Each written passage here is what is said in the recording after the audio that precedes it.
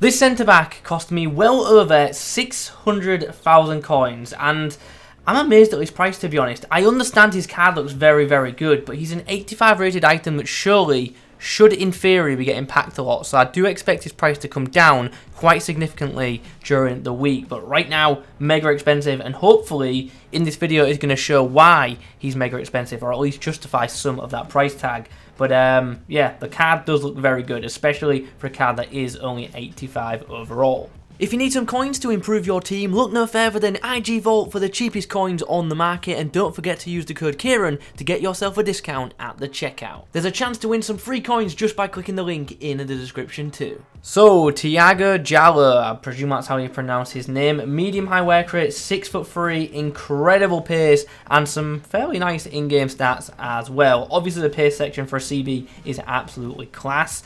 His passing in terms of short passing and long passing is also very nice, and even in the dribbling department there is some good attributes. 84 agility for a centre-back is very high, 88 reactions is good to see, and 84 composure certainly isn't too bad. Defensively, good to see a good interception stat of 85, nice stand tackling of 86, and then physically, 95 strength.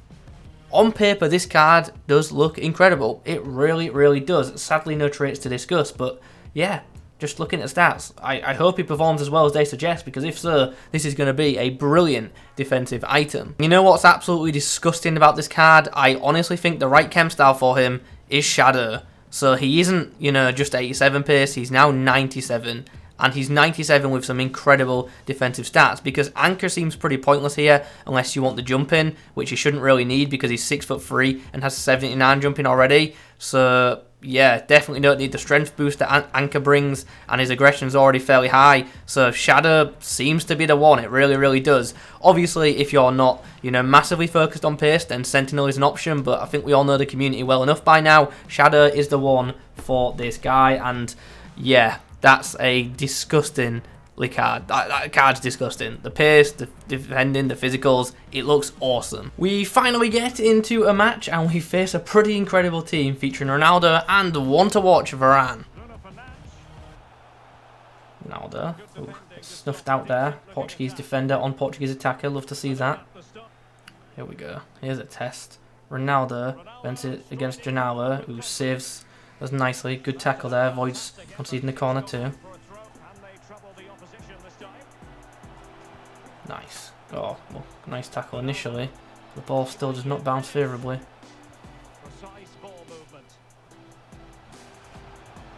Oh, just some AI shielding there. And we somehow survived. That was some shocking defence and we got a bit fortunate, but happy days. Well, half-time's come around and yeah, it's a super tight game, but Djalo has made some good blocks so far and he feels pretty good. Nice, good block there. Ronaldo shot likely heading in, key block. Oh, another big block there from the centre-back. Oh, ball's in behind for Ronaldo here. We couldn't quite close him down in time, but we forced an early shot.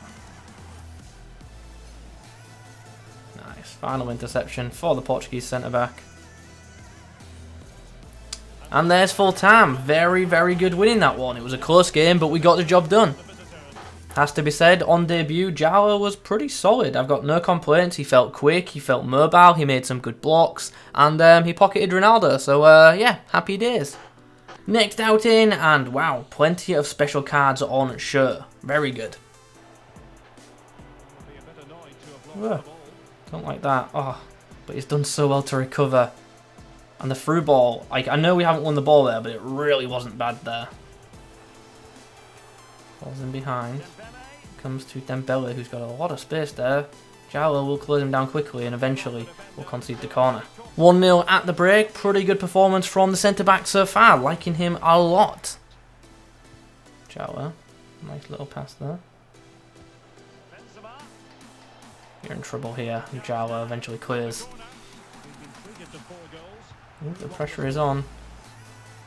But my centre-back does not feel pressure and produces a really good ball, which it's got to be said the right-back did well to deal with. Nice ball. Could have been a good through ball, who knows.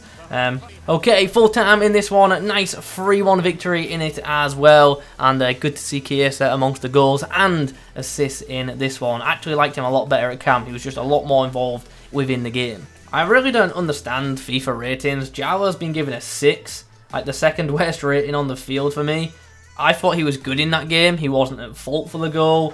And made some good intercepts, made some good blocks, and passed the ball quite well. So, yeah, that rating does seem a bit harsh to me. Okay, Tiago Djalo's time in the club has now come to an end, and I've got to say, it's a good card. It is an extremely good CB item. Obviously, he comes with a pretty insane price tag, it has to be said. That should, in theory, come down quite substantially over the next few days, but I suspect he won't ever be, you know, super cheap, just because, yeah, just look at that card. Like, it's really, really good.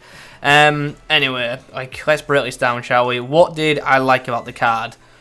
Pace, pace, and more pace. He does feel very quick, and it's not just, like, actual, like, running pace, it's his, like, speed at which he reacts as well to situations, which was, you know, most pleasing. We do actually have a lot of very quick centre-backs in FIFA 22 this year, but not all of them have, you know, super high agility like this guy does, so that's obviously very, very nice. That's one of the main positives to this card, I feel, like the fact that he's got a lot of pace, good agility, and pretty good reactions for a CB as well, so I like his mobility for a defender. So, yeah, big positives in that regard. And then from, like, a defensive point of view, he makes plenty of intercepts, which is great, and he's very strong when doing so. His tackling ability is very good, and he's physical too. Like, he's like the complete package, really. There isn't really, you know, a downside to this card other than the price. Like, it's really, really hard to, you know, like, pinpoint an issue with the card. Would I like him to have a better weak foot? Sure. Would I like his jumping to be a little better? Sure, but they're not. But still, this card, as it is still a brilliant, brilliant CB card.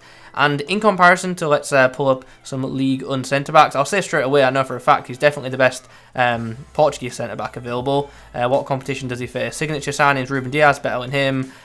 We haven't had a special Pepe card yet, which surprises me, but obviously he's better than Pepe. And he is better than that Foundations card that we got from the Portuguese League. In terms of League Un CBs, this is where obviously it gets much more interesting, sorry. But definitely better than Sergio Ramos. I would say he's very, very similar to Kimpembe, and I do actually think he's better than Marquinhos, but bearing in mind I do rank Kimpembe higher than Marquinhos. And like ultimately what this is going to come down to is, do you have the coins to buy this guy? Do I think he's better than Kimpembe?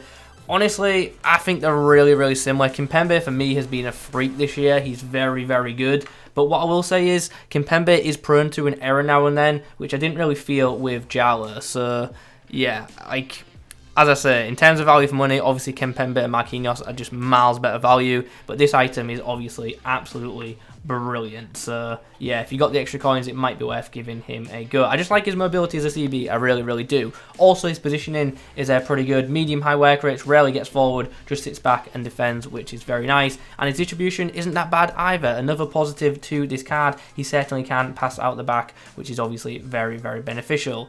And in one-on-one situations, he's quick and he's very strong, so he's got the ability to just knock would-be attackers off the ball, and he can tackle. He's just a good centre-back. Like, that's like the ultimate opinion on him. He's an absolutely top-level centre-back, and I can imagine he'll get a lot of use throughout this year, especially if his price does come down.